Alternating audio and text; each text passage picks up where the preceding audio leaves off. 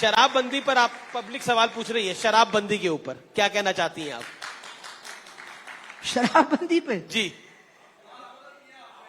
शराबबंदी पर शिवराज जी ने जिस प्रकार से मॉडल लागू किया है, ये शिकायत कहीं हो सकती है कि अवैध बिक्री हो रही हो। ये तो जैसे दुष्कर्म को रोकने के लिए कानून है, जैसे बाल विवाह को रोकने के लिए कानून है, जी।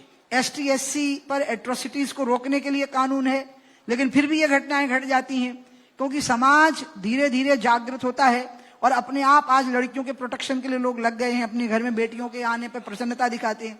इसलिए शराबबंदी करके और 2500 अहाते एक साथ जो जमींदोज किए गए थे, ये अपने आप में इतनी बड़ी घटना है कि इसके लिए शिवराज का अभिनंदन किया था मैंने। एक सवाल बिल्कुल आखिरी दौर में है, एक सवाल बड़ा दिल की गहराई से है। अब जनवरी के महीने में रामलला के मंदिर, भव्य मंदिर तैयार हो जाएगा, प्रधानमंत्री जाएंगे, उसका इनॉग्रेशन करेंगे।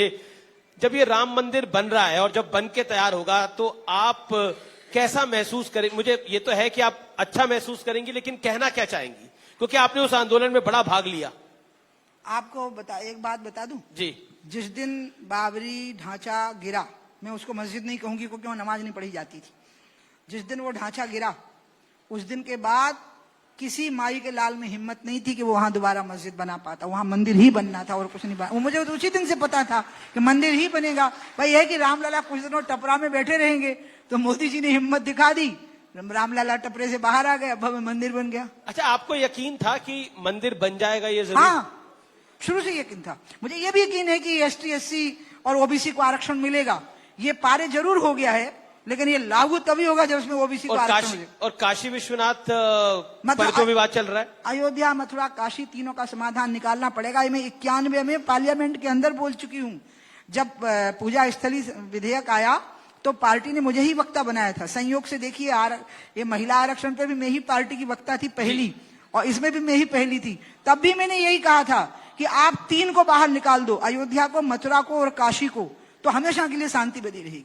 जी, लेकिन अब तो काशी का भी बहुत काम हो रहा है, अयोध्या में भी बहुत काम हो रहा है, मथुरा में भी बहुत काम हो रहा है, केदारनाथ में भी बहुत काम हो रहा है। क्या कहना चाहती हैं आप इनको एक साथ कंपैरिजन मत करो। केदारनाथ में सबको जाने की छूट है, अयोध्या जी में छूट है, अभी काशी में सब झूठ है मामला, तो मेरे को बोलना नहीं चाहिए। लेकिन हम तो वहां पर भगवान, देखो मैं एक बात बताऊं आपको जी, और आई थिंक वो जिस तरह से मुझे देख रही है कि खत्म करो वाला मामला लग रहा है क्या? नहीं, आप बोलिए। हाँ, अच्छा, तब ठीक है।